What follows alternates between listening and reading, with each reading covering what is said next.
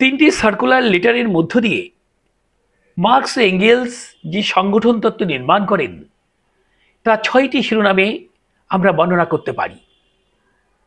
এক, সংগঠনের শ্রেণীভিত্তি হবে শ্রমিক শ্রেণী, সংগঠন হবে স্বাধীন, আত্মনির্ভরশীল, বিপ্লবী চরিত্রের।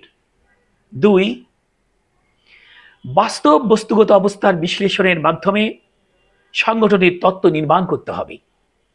তিন, বস্তুগত সত্য পরিপক্ক হলে কেবলমাত্র তখনই বিপ্লব জয়যুক্ত হতে পারে। চার, নেতৃত্বকে শ্রেণী চেতনায় দৃঢ় হতে হবে, তাদের তত্ত্বনিষ্ঠ হতে হবে এবং তত্ত্বকে প্রয়োগে সক্ষম হতে হবে। পাঁচ, ঐক্য দরকার, কিন্তু বুঝ্য ধরনের আপোষের মাধ্যমে নয়। ছয়, পার্টিকে শ্রমিক শ্রেণীর রাজনৈতিক ক্ষমতা অর্জনের জন্য, রাষ্ট্র ক্ষমতা দখলের জন্য লড়াই করতে হবে।